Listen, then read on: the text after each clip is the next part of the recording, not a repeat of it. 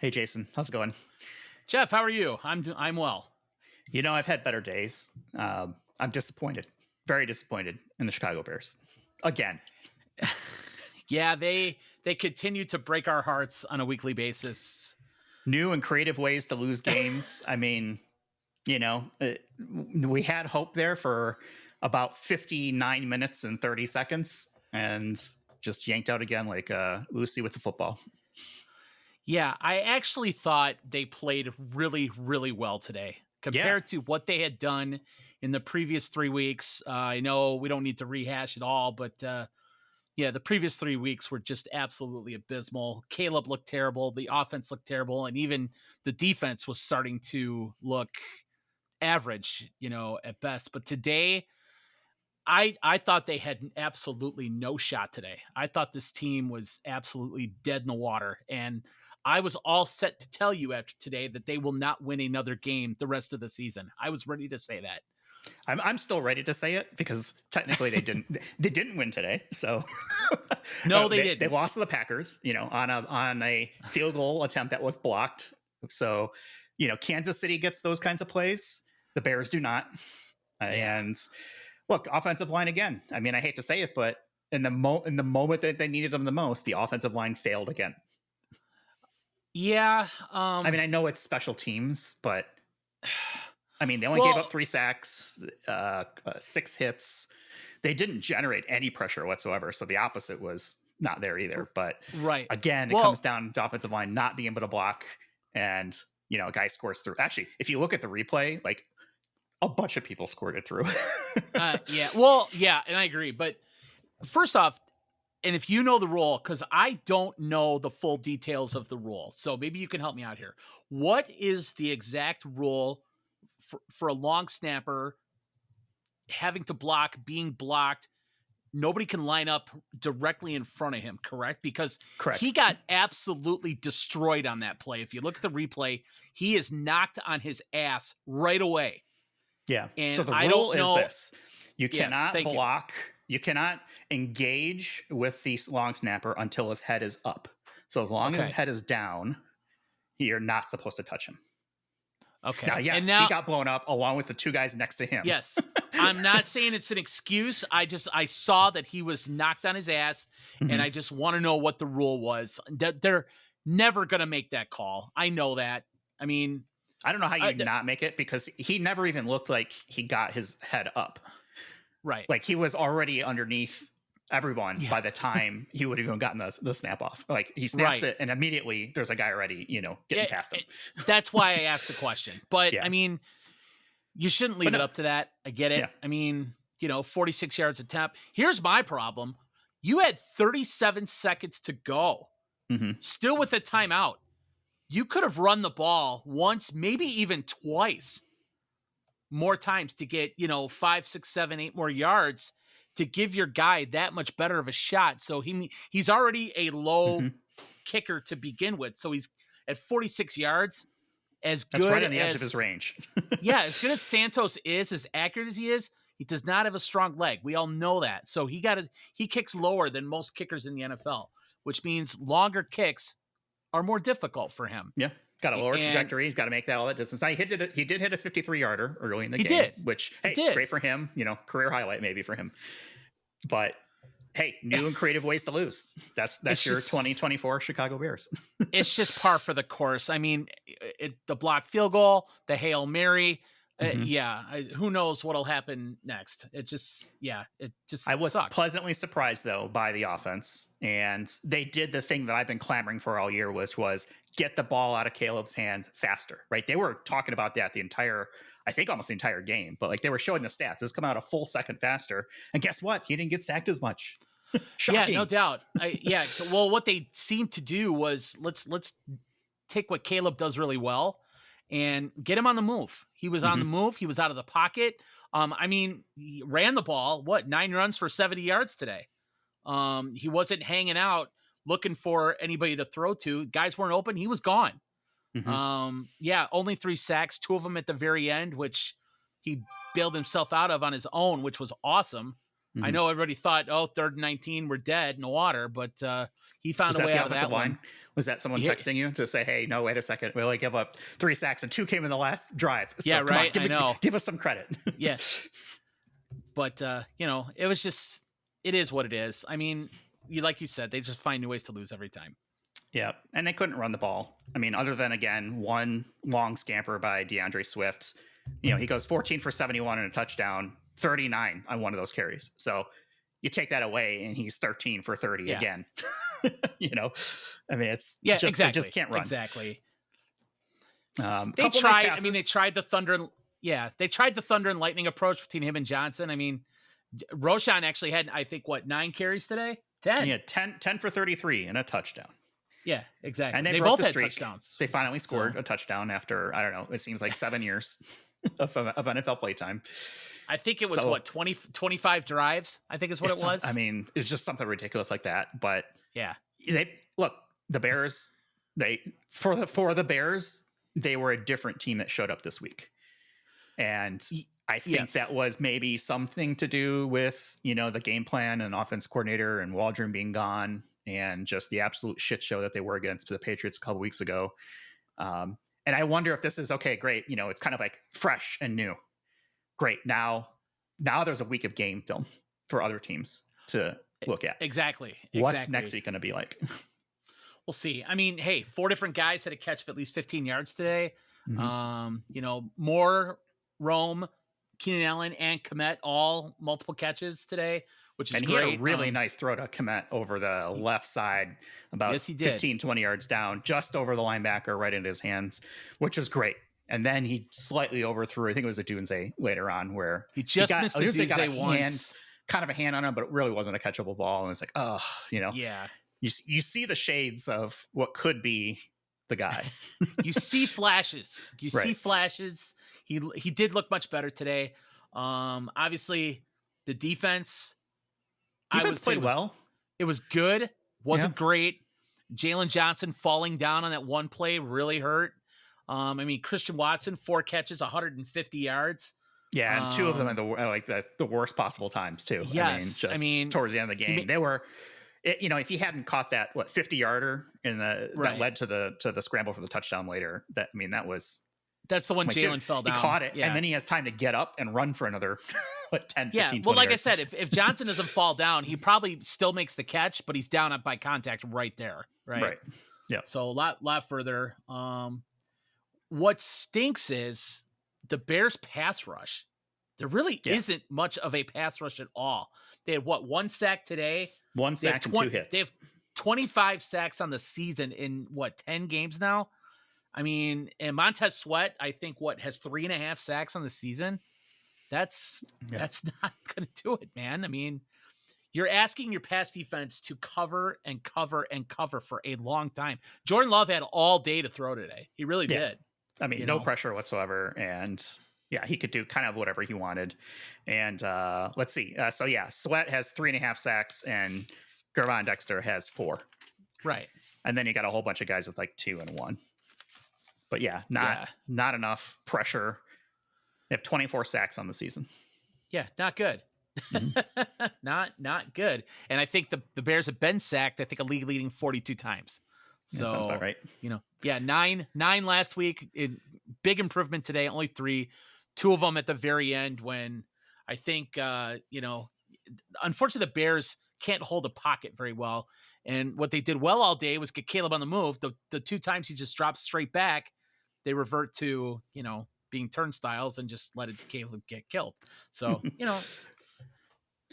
the Bears disappointing. Bears are going to Bears, man. That's all it is, And they got Minnesota next week. Yes. So Minnesota's playing well. I can't see them beating that team. No. Every game from here on out is going to be against somebody good. Yeah, and then Thanksgiving we're going to go the Detroit Lions absolutely obliterate the Bears. Yeah, feast on the Bears as they're scoring 50 points a game, and I think it's Goff has in his last 3 home games. I saw this today. His last 3 home games, Goff has more touchdown passes than he has incompletions. That's just crazy. That's, team's clicking, I mean, yeah. And we haven't thrown a touchdown pass in a month. So, you know what? Good for them. They it is they good turned it around for the last couple of years, right? The coaching has been solid. They've got good players. I'll cheer for David Montgomery, former Bear. It's hard to not like that story in Detroit. So it's and with them having been just so bad for so long, it's nice to see them doing well. I agree. I mean, the Rams thought they were getting an upgrade in Matthew Stafford, which at the time they did, but the Lions they won their Super Bowl. They won their Super Bowl, but the Lions got Goff, stuck with him, and he's proving that he's one of the top 5 probably QBs in the league right now. Over 400 yards today, 4 touchdowns. I mean, granted, they're playing the Jags, but the Bears lit up the Jags too. So that's what teams do to the Jaguars, as they're, I believe, now 2-9. So yeah, another not good team. No. Yeah, so that's the NFL. Let's see. 49ers lost on a last second. Saw that. Touchdown there. And who else? Jets lost, so hooray for that. That's a good day. Jets losing is always a good day. Yeah. Any Aaron Rodgers loss is a good loss, as we've discussed before. Now, he played well. I mean, he didn't have a bad game, but they still lost, and that's fine with me. Who cares? Yep. Who cares? Pittsburgh, 6 field goals from Chris Boswell, including 4 from 50 yards or further. Not bad. Mm-hmm. I'm telling you, man, there's something in the water. There's those 50-yard field goals are gimmies. Yeah. They're 5-0 with Russell Wilson under center. So unless he gets hurt. I was like, what are you doing? But hey, that's why I'm not in the NFL coaching. Yeah, that's why we're sitting here and Mike Tomlin is sipping a beer somewhere over there. Justin Fields, unless Wilson gets hurt, I don't think is going to see the field again. He played a couple plays today, and I didn't see it, but my wife was telling me that he slid like a couple yards way too early for first down run or something. It's like, all right, that's an experience thing. I think maybe, not being in the game and having to come in off the bench. Yeah. But, I want Justin Fields to do well. Oh, well, of course. I mean, yeah, nothing against Fields. It's not like he was, absolutely terrible. I think he was just the victim of the situation, right? I mean, yeah. As well documented and is happening currently again. Happening currently and may happen again in 3 years. Who knows? Yep. Bills knocked off the Chiefs too, so no longer undefeated. The 72 Dolphins can raise their glass of champagne. Last undefeated goes down. I saw Larry Zonka having a sip of champagne with his buddy. They showed it on I saw that too. TV. A lot of rookies lost today. Jaden Daniels lost the Eagles earlier. Drake May lost the Rams. He was having a really good game until he threw the pick at the very end. But the rookie of the day, I believe, was Bo Nix of the Broncos. Yeah. 4 touchdowns? 4 touchdowns. Yes. And I don't remember off the top of my head who they beat, but he played really well and could be the answer to Denver's QB problems that they've had ever since arguably John Elway. So yeah, they played against Atlanta and just beat up on them 38-6. Yeah. 4 touchdowns, 307 yards, 145 rating. So yeah, not a bad day at the office. No, not at all. He was kind of the forgotten guy of the QBs in the draft this year. Mm-hmm. I think. Well, yeah, I think that's what happens, right? He's like, once you get past like the first 2 or 3, it generally is seen as a drop off, but it just should show you how much the environment and the team around and the coaching plays such a big impact on the success. Agree. Totally agree. How about Jameis Winston kind of sneaking in here the last couple of weeks with, what's his face, Deshaun Watson going down, and he goes out and throws for almost 400 today. I mean, they lost, but he's playing well. Yeah, he has played well, and you have to admire a guy who's just kind of stuck around and accepted every role he's been given. I mean, I know he had a rough start to his career, and I believe it was Tampa years ago. I think he had the 30 touchdown, 30 interception season that he's, famous for. But that guy has hung in there and has done everything he's asked to do. I'll tell you who had a game in that game was Taysom Hill.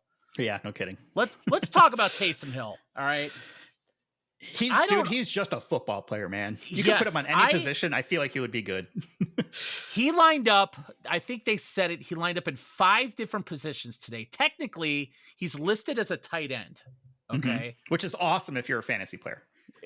Oh my God. How this guy's not rostered on every fantasy team, I don't understand. But today, 7 carries, 138 yards, 3 touchdowns, 8 catches for 50 yards, and he was 1 of 2 passing for 18 yards. He did lose a fumble, so he wasn't perfect.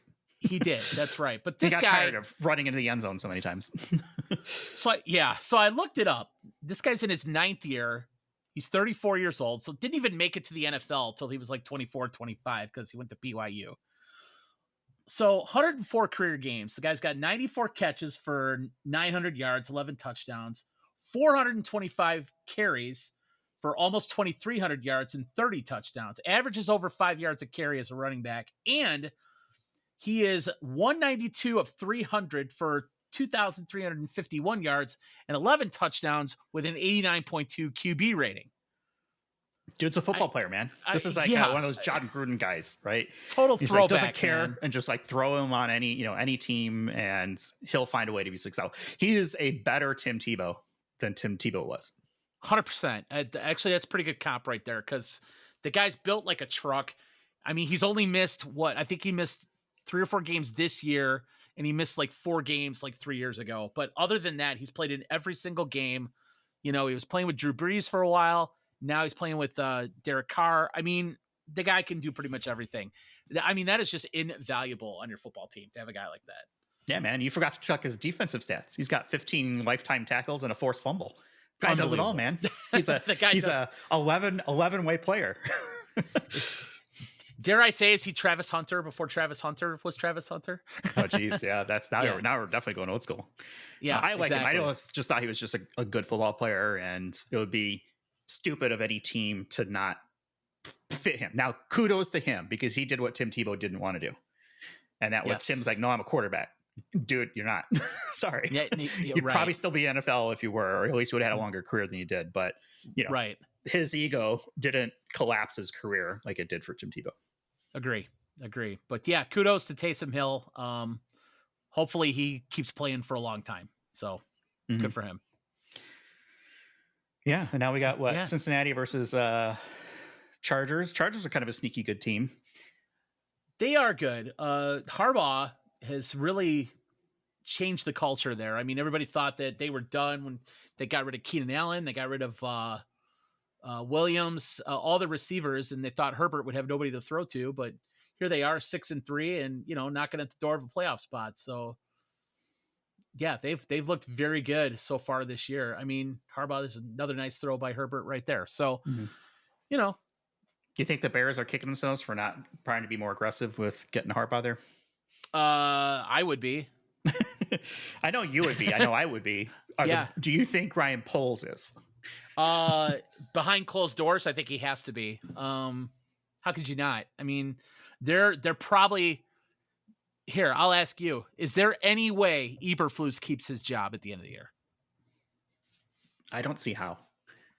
Waldron has already been the scapegoat for the offense, and no, I mean they could win every game out from here.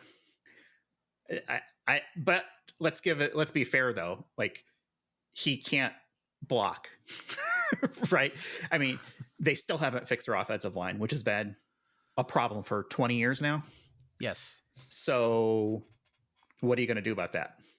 Is this the strategy? Hey, let's go and surround ourselves with a bunch of offensive weapons, and then let's find the blockers for them because they've got weapons. Yeah, I mean, they're building it almost in reverse, right? Most teams would probably start with the trenches and go from there, but I don't know. I don't think so. I think they need a scapegoat for the season, no matter what. Yeah, I mean, they drafted Tevin Jenkins in the 2nd round. Although I know he had injury problems in college because they were saying he was a 1st-round talent. And when the guy's healthy, he's pretty good. When he's not, your best ability is availability, and he is not available a lot of the times.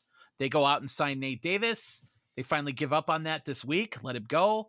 Spent a lot of money there. They signed Ryan Bates. The guy comes back, plays 1 week, and in the first series today, he's in concussion protocol. So who knows how long he's going to be out for now. They draft Darnell Wright. Solid. Missed a couple games this year, but he's kind of a wait and see. I will say Braxton Jones had the block of the year today on the Swift touchdown run, which was absolutely awesome. Yeah, but boy, he knocked that guy into the middle of next week. It was awesome. But it was nice to see a Bears offensive lineman actually put somebody on their rear. So that was good. But yeah, there's a long way to go with their line, man. They have no depth at all. Today was much better. I think the scheme had a lot to do with that, and I hope they keep it up. But a lot of work to do on that offensive line still, as we know. Yeah, and it's not a quick fix. I mean, this is something that they're going to have to go and spend money for, which means they're not going to be able to re-sign somebody else, and they're going to have to go out and draft. It's not a sexy position, and so what do you do? Hope that you get 2 or 3 good ones and maybe make yourself middle of the pack. I mean, I don't know. Well, they obviously, now that Nate Davis is officially gone, they need a guard. You don't draft guards in the first round. I don't know. I know I just talked him up big time. I don't know if Braxton Jones is your left tackle of the future. Could they upgrade there? Yeah, probably. Is Coleman Shelton your center of the future? Probably not. Tevin Jenkins is going to be an injury problem for years to come. So yeah, you've got a lot of holes there. And your good offensive linemen don't become available on the free agent market. And when they do, they cost a shit ton of money. That's just how valuable they are. I mean, probably one of the more valuable positions, especially if you've got a franchise quarterback. Absolutely. Absolutely. So I think they have to address it in the draft as best they can. And, just build it from the ground up, I guess. So who's got a worse offensive line than the Bears? That's a great question. Name me a team that has a worse offensive line. I mean, honestly, it's hard for us maybe because we don't get to watch as probably as many of the other offensive lines as much, but I guess if you looked, well, I mean, they lead the league in sacks given up, right? Or I think they're near the top. It feels like it. Yeah. It smells sure true. And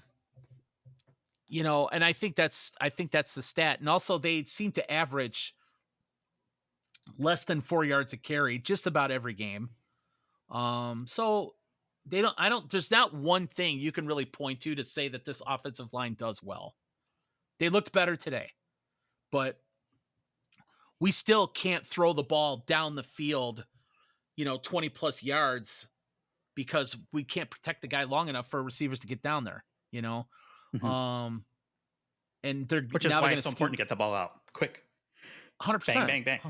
Yes. So throw slants. You've got DJ Moore. You've got Keenan Allen. You've got, Roma Dunze has been sort of a quiet, good receiver. Like he seems to be open quite a bit. He's catching balls. He's making big catches. He hit 10 targets today. Yeah. Caught 8 of them. So, yeah, it's not like we don't have the weapons, split Swift out. He's not a between the tackles guys, have him, run slants and try to run away from people, which is his strength. It is. I don't see Keenan Allen coming back next year. No, he looks like he's just kind of on his. I think you're the seeing end of his career. You're seeing why it only cost him a 4th round pick. I mean, he's obviously hurt. Hey, out there giving it his all. The guy blocks well. Mm-hmm. And still catching passes. I know he's had a few drops this year, but the fact that he's even out there is a plus. I don't know why they seem to hate Tyler Scott with a passion for some reason because he never sees the field. DeAndre Carter, is just a guy. Kickoffs. yeah, exactly. When you're it's usually not very good when your kickoff returner is playing on offense. So yeah. Well, unless you're what's his face? Come on, the Bears' all-time kick returner. What's his name? Oh, Devin Hester. Devin Hester, right? Remember that experiment when they tried to get him to play on offense? I do, and he struggled. He did. Well, I think part of it was, look, you can't pay a kick returner that much money without getting more, right? So let's try to get him more on the offense and be dynamic, and it didn't work out. Well, then you realize that his best offense was returning kicks. Yeah. So, and he was a game changer. I mean, good for him. He was exciting to watch, and he's in the Hall, definitely. So happy about that too. Yeah, 20 career kick returns for touchdowns. Pretty amazing. Yeah, including opening the Super Bowl when they lost against. I will never forget that. Yeah, I was like, yes, do it. Yeah, the best part of that was watching Devin look at the scoreboard jumbotron, watching himself score the touchdown. That was so awesome. Yeah, that was pretty tight. Yeah. So. Oh man. So yeah, that Bears are 4-6. Who knows when they'll win another game? I mean, next year. I think the season's done. Unfortunately. Yeah. So. Well, you jinxed it. You said they would have 10 wins. It's it's all my fault. I'll own it. And so put the comments below. Yeah, we can thank Jason for taking the Bears season. I live in Plainfield. Come find me. I'll take it. I'll own it. No, don't do that, because there's some real weirdos out there that would actually do that. Yeah, that's true. Well, so I didn't give the total street address. A lot of people live in Plainfield. What else is going on? I know you mentioned before we hit record the Tyson fight. You want to talk about that? So can it be described as a Tyson fight from what I read? I didn't see it. I just read it. It was more or less Tyson, Jake Paul spectacle. And I don't know how familiar you are with Jake Paul. I just know he's a douchebag. Yes. You and I can agree on that one. He's a YouTuber. Although he was until he's a boxer now. I mean, I guess he's good. He's now 11-1. Although I don't think he has fought a real ranked boxer yet. He did fight MMA legend Anderson Silva near the end of Silva's career and did knock him out, I believe. But okay, Jake Paul, 27 years old, aspiring boxer, wants to get better. Mike Tyson is 58 years old. Yeah, man. Can you imagine?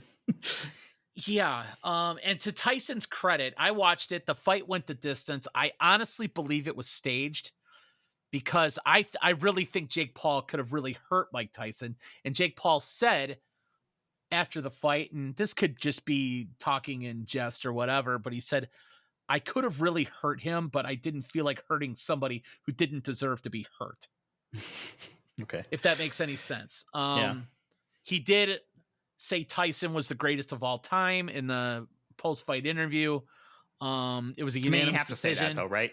I mean, yeah. What else are you going to say? Yeah, he is the best of all time. He's 58 years old, dude. Right. Well, I mean, Jake Paul's kind of in a... Okay, bear with me here. In regards to the fight, he's in kind of a lose-lose situation. Mm-hmm. If he wins, big deal. You beat up a 58-year-old man. Mm-hmm. If he loses, Jake Paul, you just got your ass kicked by a 58-year-old man. Yeah, so exactly. You really can't win in that situation, but the way you can win is Jake Paul made $40 million for the fight. Yes. And Tyson made really $20 million for the fight. And that's what it's about. I mean, they sold out AT&T Stadium in Dallas, Jerry World, if you will. Mm-hmm. I think Netflix had, oh man, I don't know. It was millions and millions of people watching, and Netflix couldn't handle it. The site broke and was buffering all over the place, and people were crying about it. They crashed the site. And maybe this was a good trial run for Netflix, because I know towards the end of the season, they want to broadcast NFL games and all that. And Netflix has some work to do, because, I mean, it was choppy. It was buffering. It was behind. A lot of the world were very thankful for one Antonio Brown, who was live at the fight. And I guess he shot the fight on his phone, just kind of looking at the Jumbotron. And at one point, I believe he had 6 million people watching his live Twitter feed. So Crazy. Thank you, Antonio. It's the only time in my life I will ever say thank you, Antonio Brown, for anything, because he's another tool. But yeah, it was quite the spectacle. So is it fair to say that Jake Paul has more wins at Dallas Stadium than Dak Prescott does this year? Yes, I don't think they've that won is at fair home, to right? say. And he's done. So Yes, he has. all right, that's what, 200 million well spent. Yeah, so there you go. So, and I think Mike Tyson rides off into the sunset after this, and Yeah, man. probably I good mean, for him. I wanted to see him win, just to see him pummel that brat. But 58 years, man, and he went the Yeah, distance. I mean, yeah, okay, yeah. maybe it wasn't a close fight, but still, I think 58 Jake years Paul. old, dude. Yeah, I think Jake Paul kind of let him go the distance, if you know what I'm Mhm. saying. But Yeah, still, just to get out there and move around and throw punches and protect yourself and all that kind of thing at 58 years old. Yeah, pretty amazing if you ask me. So yeah. I mean, I can barely get out of the bed sometimes. I yeah, sleep right. wrong and my neck hurts. Yeah, So- exactly. What So, else? but it was fun to watch. So, all right, okay, Lakers currently 9-4. I think they are maybe third or fourth in the Western Conference. But LeBron is averaging, mind you, 39 years old in his 21st season. I looked this up. Averaging 23.3 points, 8.6 rebounds, and 9.2 assists. His 9 assists a game are third in the entire NBA as a 39-year-old. He has had 5 triple-doubles in 13 games this year, which is second in the NBA to Jokic in Denver, who has 6. This guy just continues to amaze Mhm. at his age, playing at this level. And it seems like Anthony Davis, who is not that young of a guy himself, he's in his 12th season, but he's second in the NBA with 31 points a game. He's 8th in the NBA with 11 rebounds a game. So the Lakers are, despite their age, really playing well, and they're a team I think that needs to be paid attention to for the entire season. I mean, with a team like that where you've got veterans, I would imagine load management is going to become an issue middle of the season. Yes, both of those guys are averaging better than 35 minutes a game. And you have to think, and I know LeBron is a freak, you have to think that eventually will catch up to him at some point. It has to, right? The other thing is Anthony Davis is as good as he is of a player, as well as he's playing. Eventually, you would think he'd probably get hurt at some point because he always has. Mm-hmm. So, we'll see. I mean, if they is there can anybody sustain past it, them? yeah, If- right. Is there anybody? I mean, If those two guys go down, right? I mean, they're. I don't know if they've got anybody. They have Austin Reeves, who's pretty decent. They've got a rookie, Dalton Connect, out of Tennessee. But nobody's going to carry the team like these really two nice can. player, but no, nobody's going to carry the team like those two. Bronny in and out of the G League, so we've touched on that before. And yeah, the Lakers are pretty much those two guys, and then everybody else. So kind of like Jordan and Pippen, right? I mean, Yeah. that's kind of what the Bulls were. So yeah, and that's fine, right? It's a 5-on-5. If you've got 2 to 3 good players, that'll carry you a long time. We saw what happened with the Heat. When they had the big 3 there. I mean, you had Jordan and Pippen, and you could argue, either Rodman or a periphery player around them was also pretty good. Paxson, BJ Armstrong, whoever's hitting the threes, while those two guys are, running the triangle on the other side. So, yeah, I would agree. But yeah, I mean, it's just interesting to follow LeBron as he, just continues to create a legacy that is unmatched, and we won't see something like that, I don't think, for a very long time. So I hope other you're wrong, piece- because I like to see good players play, right? But that's I also hope I'm wrong too, but he's just there's just he's a nothing else freak. like it. Yeah. He's a freak. Yeah. The other thing in the NBA, which nobody is talking about, and the Cleveland Cavaliers are off to a 14-0 start. Yeah, about that.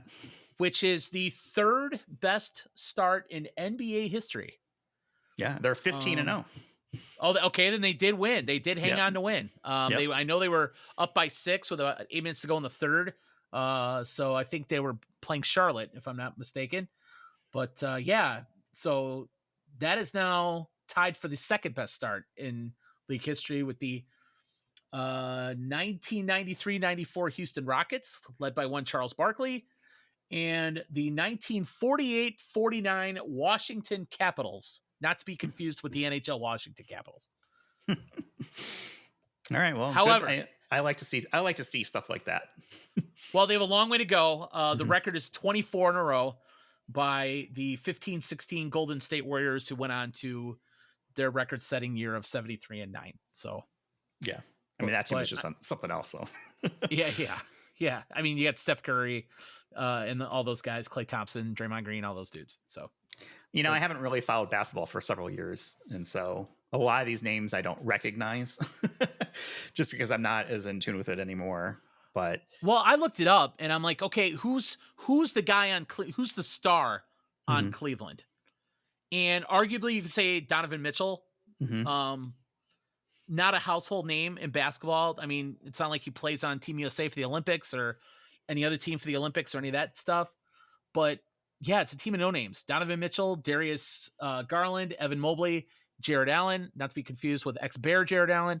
I mean, they're just guys that play well. I mean, and it's not like they've played a bunch of home games either. I don't know where today's game was, but coming into today, they were 7-0 at home and 7-0 on the road. So it doesn't seem to matter. So we'll see how long they can keep it up. I know they beat the Bulls twice, but beating the Bulls is not that difficult to do. So. I think the Bulls are towards the bottom of the standings at the moment.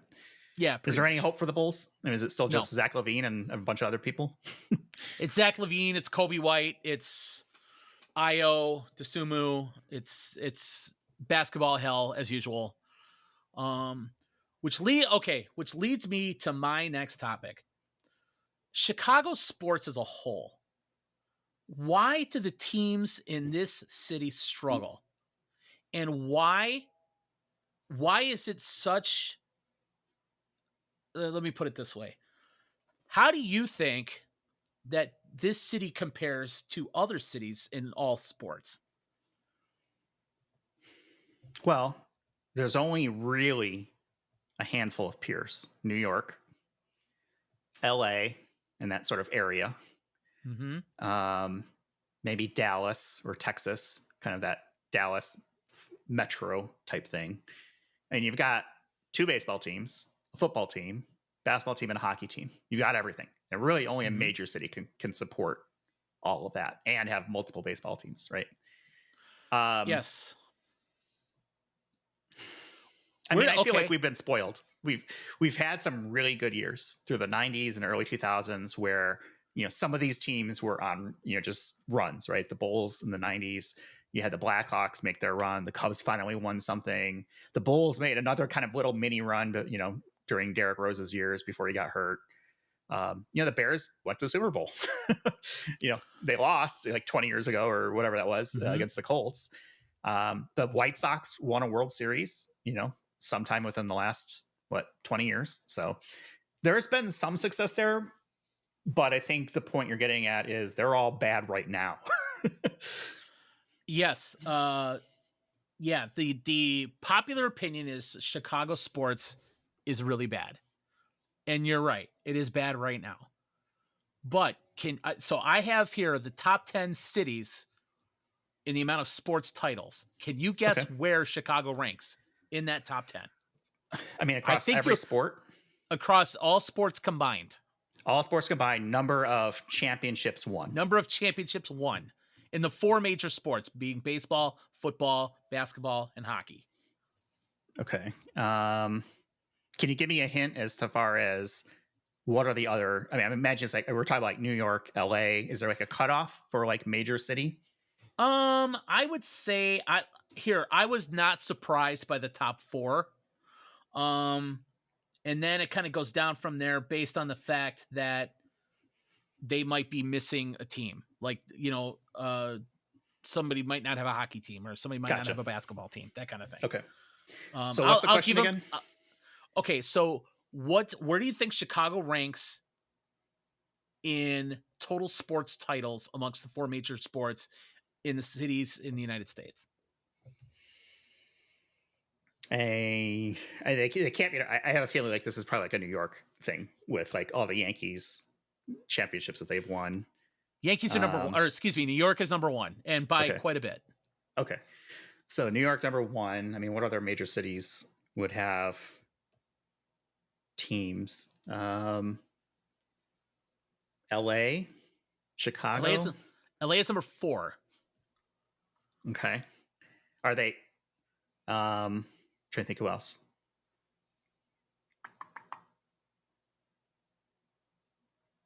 Well, Boston. Would they be up there? Boston they have is number baseball. They've got all those. Boston all is the number 2. Okay. And that they're carried mainly by the Boston Celtics, who've won the NBA title 18 times. So that surprises me because the Lakers have a lot of titles too. So well, yeah. Okay. Well, between the Lakers and Dodgers, I mean, that pretty much carries their list because they never won a Super Bowl as the LA Rams, only in St. Louis. And I think the Kings won the Stanley Cup one time. So what about just so you know, Chicago's number 3. Really? Okay. Well, hey, we're representing. That's pretty good. Yeah, number 3 with 29 total titles, and I'll go through that in a second. Okay. But do you think you can name the other 6? Oh, I mean, I'll just start listing cities that I know have multiple teams. So we had New York, Boston, Chicago, LA. That was the top 4, yes, right? Those are the top 4. That is correct. Philadelphia is number 7 with 18. Okay. What about Dallas? Dallas is not on this list. Okay. Which is shocking because the Cowboys won a few Super Bowls years ago. Yeah. How about I feel like there's like a sneaky one, like it's like hockey. Oh, Detroit, the Red Wings. Detroit is number 5. Okay. Yep. Okay. 22.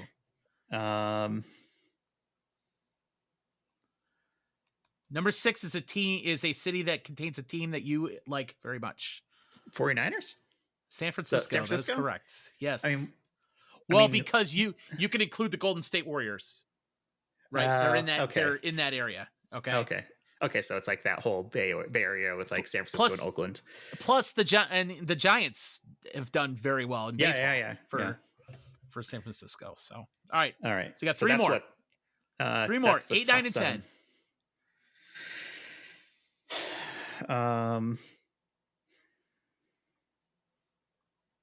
And number 10 shocked me, by the way. I'm trying to think of other big cities. Kansas City doesn't have anything. Denver? Nope. No. Miami? Or like Florida? Like Southern Florida? Nope. Let's see. 1 towards the East Coast. 1 is very Midwest. And 1 is kind of halfway between East Coast and Midwest. Can you give me numbers? Because that will help. Sure. What did the Yankees have? Or Yankees? What did New York have? Yankees have 54. Okay. Altogether. And what did the Chicago have? Chicago had 29. Okay. So the 3 cities that I'm looking for are 17, 14, and 10. 10. So and I can tell you this. The 8th is predominantly football. The 9th is predominantly baseball. And the 10th is very early football. Is it something stupid like the Packers, like Green Bay or something? No. Okay. Because I know they've got a lot of titles, and we're starting to get down into I wouldn't attach the freaking Packers to anything. So okay. they're all on their own.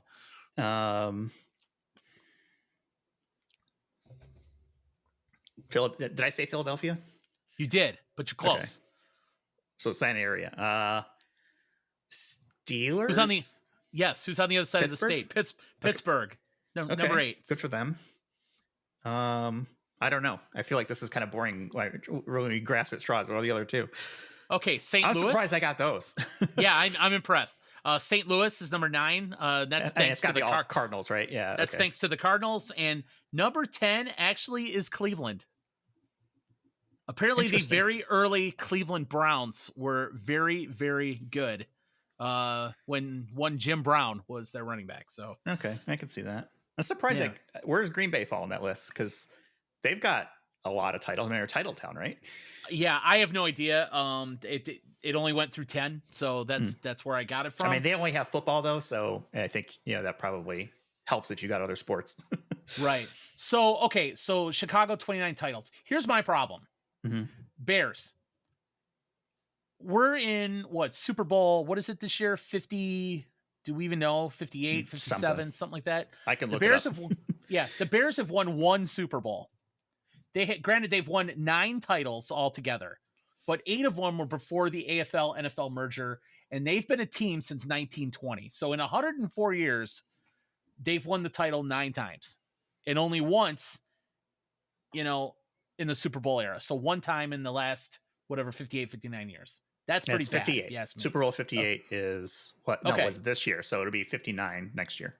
Now I know there's teams out there that have never won the Super Bowl, and but I don't care. I care about the Bears, and that's what matters. And that's fine with me. Yeah, and we're talking, 39 years since they won the Super Bowl, so not good. I was let's see, I was 11 when that game was played. No, 12, excuse me. That was 9 or 10, I think. Yeah. Mm-hmm. The Bulls started in 1966, so they've been in existence for 58 years. They won 6 titles in 8 years when Jordan was in town. Awesome. Problem. But they won all 6 in one decade. Yeah, those are the only 6 titles they've ever won. Right. And they're not anywhere close to another title now. So yeah, they're just not competitive. That's team number 2 that sucks. White Sox been in existence for 123 years. Which is 124 too many. Yeah, okay. They've won the title 3 times. 3 in 123 years. Probably the worst Chicago franchise overall. And as much as I love them, I'll own that one too.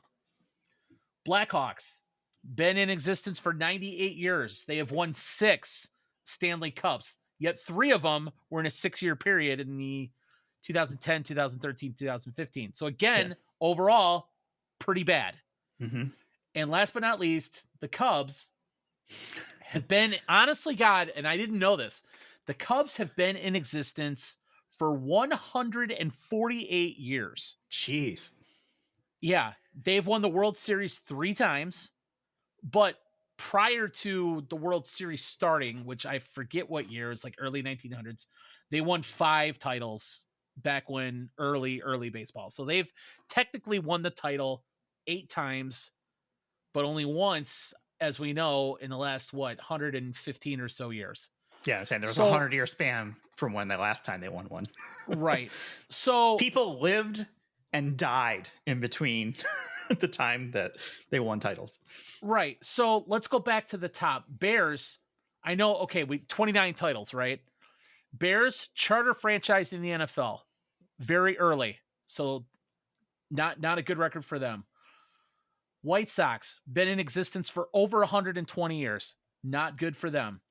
Blackhawks, an original 6 franchise, only 6 titles. The Cubs, been around since, the dinosaurs, it seems like. Not many titles there.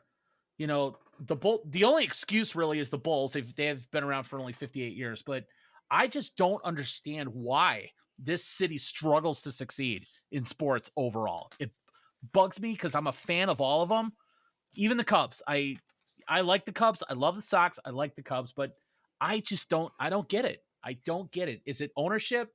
Are they That's cursed? what I think. I think it's the ownership. I mean, you've got Reinsdorf, right? Who is both the Bulls and the Sox, and doesn't he have Blackhawks? Or he did? No, it's the Bulls and the Sox, and the Wirtz family. The Wirtz family is the Blackhawks. Yeah. And then you've got the McCaskies, who have had the Bears forever.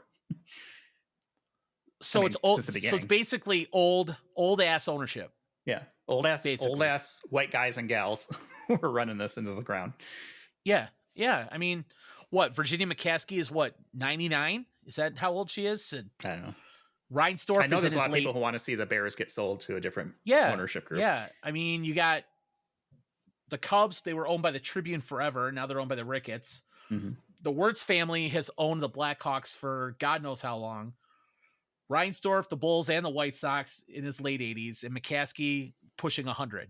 So, yeah, we need new blood, man. Mm-hmm. Something's got to change. Let's start a GoFundMe. and let's put some money together, and let's right. go make a bid. We'd like Well, to become minority ownership stake, 0.000000001%. Well, make your checks out to the FOJ show, and we will add you to the list. Yeah, there you go. I'm sure we'll have dozens of cents sent in. It's a shame because I mean the city of Chicago for sports, it's awesome. It's a great when sports when the teams are good, no city gets behind their team like Chicago does. Mm-hmm. The city goes nuts. I mean, when the Cubs won it all, there were 5 million people at the parade, and what was it? I think at the time it was the 7th largest gathering of humankind in one spot in the history of the world. I mean, that's crazy. Mm-hmm. Well, that's what happens when you only win once every 100 years. Yeah. So we'll see. Hey, you put a team on the field, we'll support you, but you got to put a team on the field. So yeah, it's just it's a great sports town. It's you go to, and I travel a lot and I see other towns quite a bit, and there is almost no comparison. New York is a great sports town too, but they are very much behind their specific teams. So it's rare that you I'll say I'm a Chicago sports guy. But you go to New York, and a lot of people that I've talked to, like, oh, I'm a Mets guy or I'm a Yankees guy. They're not across the city as much as I see in Chicago. Well, I mean, New York, you got the Yankees and Mets in baseball. You've got the Islanders and Rangers in hockey. You've got the Jets and the Giants in football. You've got the Knicks and technically the Brooklyn Nets in basketball. So they've got 2 teams in every sport. Yep. Which is kind of wild. So, I mean, it's such a huge spot, though. I mean, I love New York City. I love going to visit, and it's a great city. But yeah, I would take Chicago sports fans any day, especially when you've got good teams. If you've got a team that's in the playoffs, I mean, the whole city rallies behind it. And I still think there's no better sporting experience than a Blackhawks playoff hockey game. Oh, I mean, it's just electric in the United Center. It is unbelievable in the United Center when that's going on. No doubt about it. So. Well, that's some pretty good trivia. I'm surprised that Chicago's up that high. I mean, obviously New York. I was surprised too. I thought, their years of futility would add up, but I was surprised too. I mean, Boston, the Celtics 18 titles. I mean, the Patriots obviously won all those Super Bowls with Brady. The Red Sox for Boston. Yeah, because they're Boston's football New team, England, right? Yeah. Yeah. I don't know how far Foxborough is from Boston, but I mean, Massachusetts isn't that big of a state, so it's got to be close. But I mean, the Red Sox are pretty decent, and Boston Bruins in hockey used to be pretty good too. So they actually kind of spread it around. I mean, the Yankees, they won, or New York's won 54 titles. Half of them are from the Yankees. So, but turn it around, the Yankees have actually won more titles than every city in America outside of Boston and Chicago. Well, that just shows you how much the Yankees have been so dominant over the years. I mean, that's right. Even before luxury taxes and things like that, right? They were just still getting talent to come there and not only get there, but to actually perform. Oh, no doubt. I mean, we could sit here for quite a while and name the legends that have worn the Yankee uniform and have won titles. Well, you could. I couldn't. I could. Yeah, I could. Sorry. I would sit here and listen to you rattle off all the names. You can nod and agree. Yeah, totally. Yeah, exactly. You can nod and agree with me. Yeah, that's about it. Chargers are threatening to make this game a 21-6 lead over the Bengals. They're I see that. Second and goal here, so. Well, but yeah, I mean, Chicago's a great sports town. Yeah, no doubt. I second that. Like and subscribe. Yeah, there you go. Yeah. So, what else? Did you listen to any of the music that I talked about last time? I have not yet. I need to. I did listen to the Metallica album. I dozed off to it. Okay. Yes.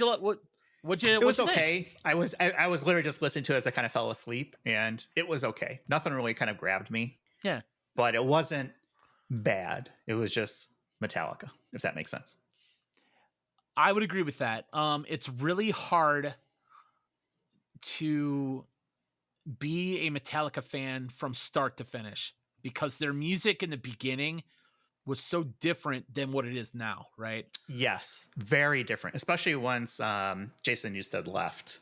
Yes. After, I mean, even just the time periods, right? So the first early years, obviously killer albums. And then you get to the Black Album, which was very different than their previous years, which I'm going to say is still my all-time favorite. Load is, after that, and Reload were a very different time period as well, very different sound, but I love both of those albums. Yes. And then after that, I really start to fall off. My first exposure to Metallica was Master of Puppets. Came out, I think, in either 85 or 86. But I caught on to it a little bit later. I didn't get into them until the Black Album. Okay. I had never really heard them before that. Yeah, my buddy a friend of mine had Master Puppets on cassette, and we would just roll around in his car listening to that thing over and over and over. And I felt like it was just ingrained in my head. And I loved it. I loved it every time. And then the Black Album came out and blew my mind. And obviously it was really their first commercial success. I know hardcore Metallica fans kind of thought they sold out a little bit. Yeah, I came in late. The first album that I heard would have been the Black Album, but I didn't really hear it until I want to say 95. And so the album had been out, for a while, I think, for that. So it came out, 90, 91, I think it was. 91, I think is when it came out. And so I was spoiled. Like I came in with the Black Album in 94, 95, and then Load comes out a year later. And then Reload comes out 2 years later, a year later. So I was back to back to back. I'm like, oh, this is awesome. Right. Well, Enter Sandman was the first single that they actually played on the radio that was played on mainstream radio. Right. And it was a little slower than their early stuff. But that song, even to this day, just that opening riff in that song, and you're just like, oh man, it sounds you hear it and it's exactly what's coming. You can get it within the first 2 notes. Yeah. And it sounds every bit as good as it did 33 years ago when it came out. And I'm convinced if that song was released today, it would still be just as relevant as it was back then. It's a straight up banger, man. It's classic. No doubt. It's got all the elements that you need in a music hit.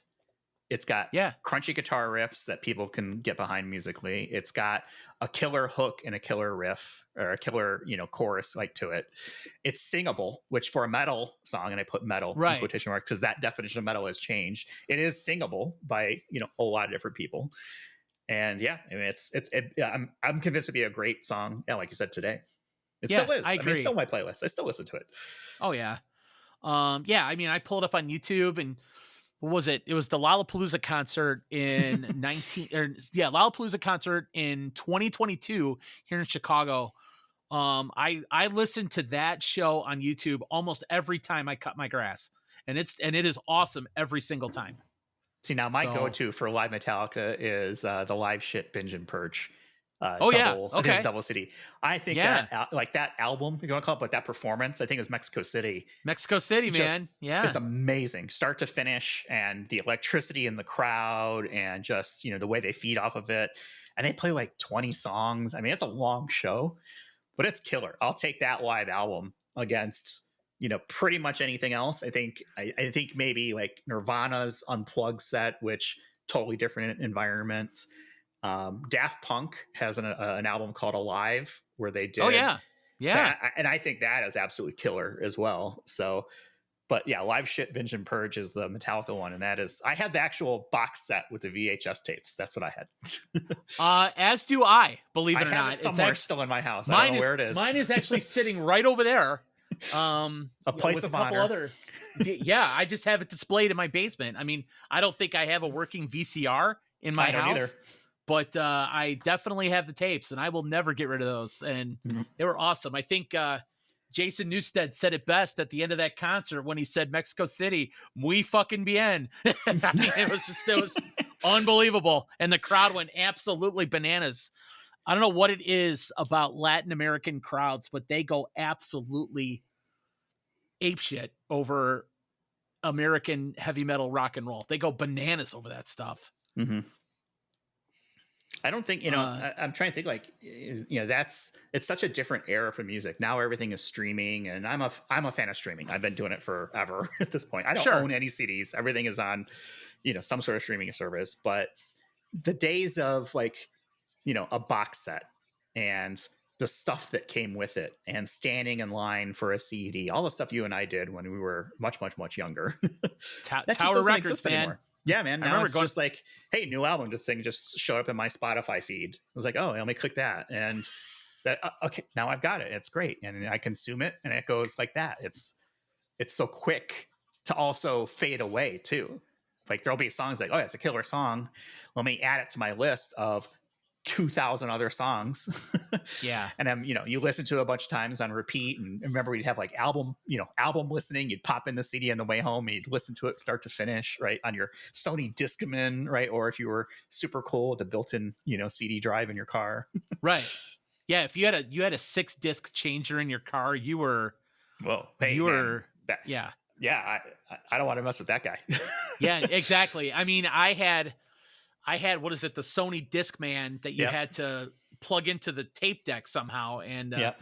played it that way. And the cassette God tape forbid adapter with the Discman, and I got one of those clamps things, like it was like a little thing that clamped to like a chair to try and prevent it from shock absorbing, because if it would skip, right? God forbid you hit a bump in the road, it would knock the CD out. So yeah, it was bad. I'll be honest with you, I have a hard time with new music. It's hard for me to give, and this is so bad, but I have a hard time giving new music a chance because I compare everything and stack everything up to that era because that's what I like. And when we talked last time about where rock and roll kind of stands today, I just have a hard time really finding a whole lot that has come out roughly in the last 5-10 years that I really enjoy as much as I enjoyed the stuff from back then. I think I read a study a while back that for most people, there's been kind of studies on this, but like this idea of music discovery kind of peaks in your mid-20s, and then usually in your 30s, it starts to stagnate. You get into this like, okay, I found what I like what I like, and I'm not really interested in new ones. I have actively tried to avoid that. So I try to find new music at least every week. And so I listen to a lot of stuff, and just to kind of keep fresh. Now, I think a lot of new stuff sucks. I'm not a big like hip hop person, right? Or rap or things like that. I like the classics, give me old Snoop Dogg. Give me Eminem, that kind of stuff. I did discover Run the Jewels relatively recently, within the last probably couple of years. I like them. This week, actually, let's see, today's Sunday. Over the weekend, maybe it's Friday, I discovered D Antwoord, a South African rap rave group that has been around for a while, and I think they've actually probably broken up at this point. And I went down the rabbit hole of like, I like these guys. I think the singer's voice, the girl, I can't pronounce her name, is extremely unique. It's very high pitched and might almost be annoying for a lot of people. But D Antwoord. D Antwoord. I wrote it down. It's weird. It's rap. It's rave. I like a good like dance, music beat, EDM, that kind of thing. Well, we talk about this something with a beat. Something with a beat. Yeah. I'm a big fan of stuff with a guitar. Something with a good drum beat, that kind of thing. Mm-hmm. I think we talked about.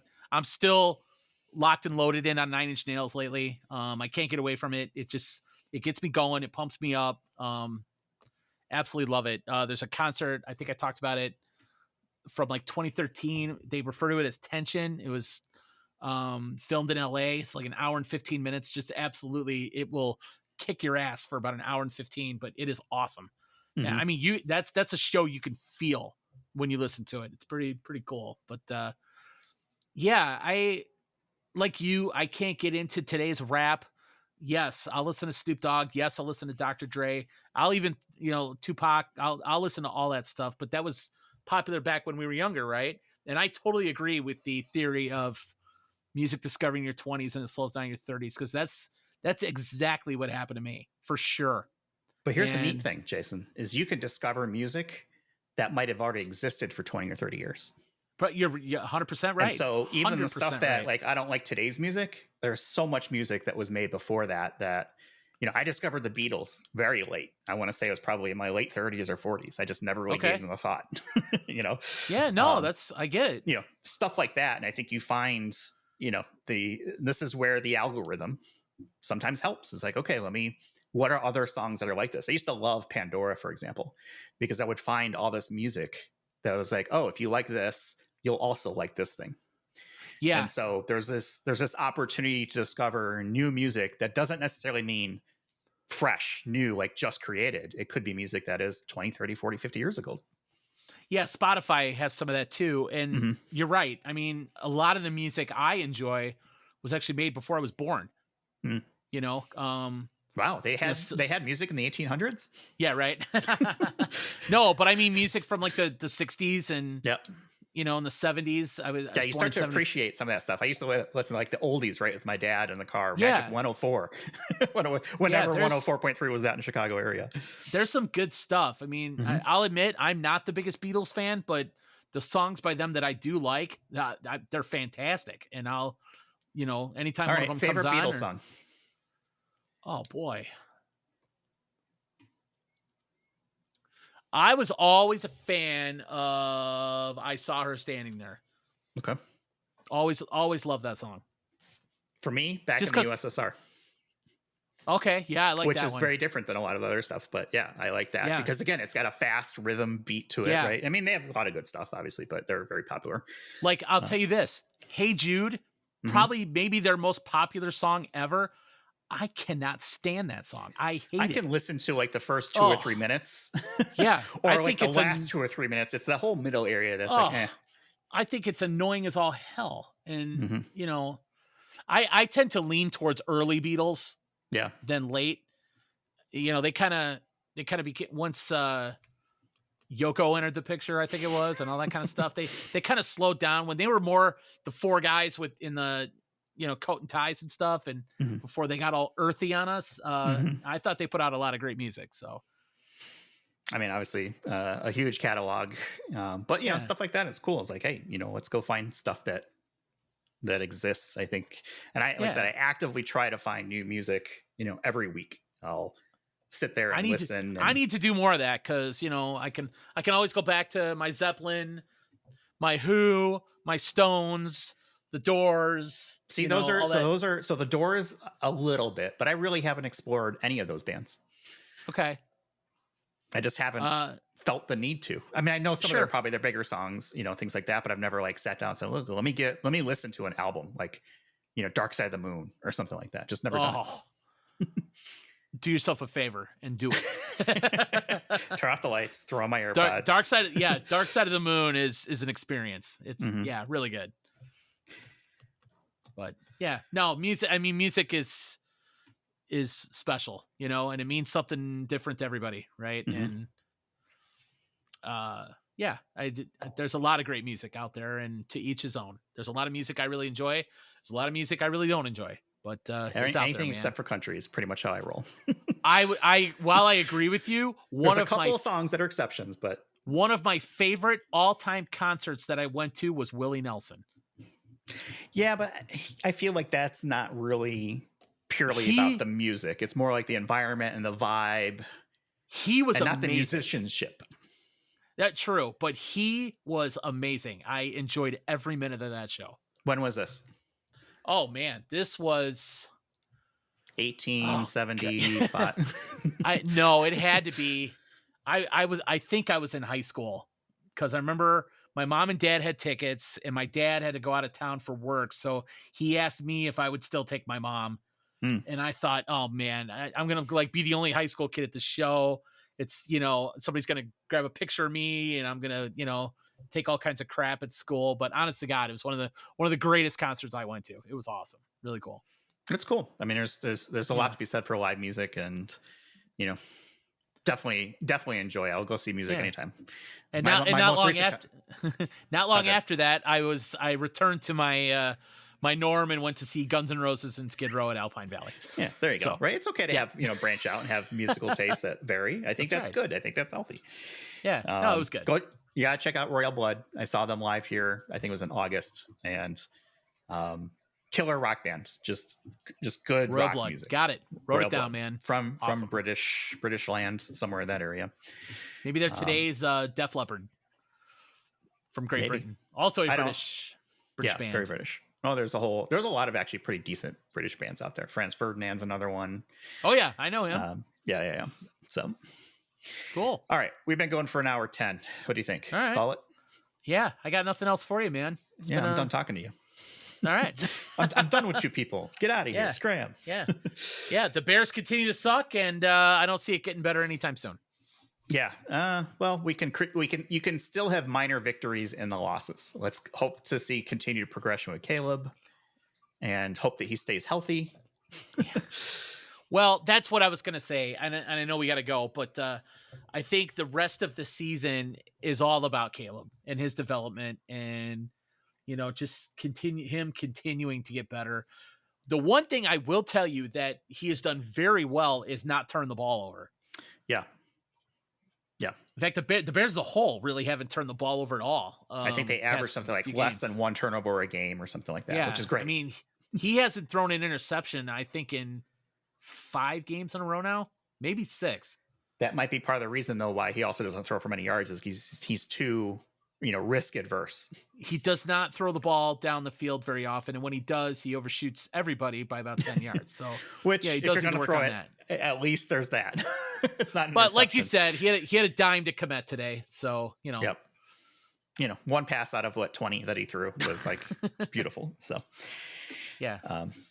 Well, let's hope for continued progress, improvement, and healthy for him, because if he fails, right, this sets the franchise back again another 3 to 5 years. Easily. I mean, it's such an opportunity with, trading the pick last year, and they got a huge haul for it. And then taking the pick this year, and, it looks like they're not going to benefit from Fields playing enough to benefit from Pittsburgh's pick all that much. And Carolina is actually playing a little bit better. So they've got Carolina second next year. That pick might not be worth as much as they thought, although their own pick might be worth more than they thought. So who knows? It's all about, can they draft correctly? And, they have to address the goddamn line. If they don't do that, then you could forget it.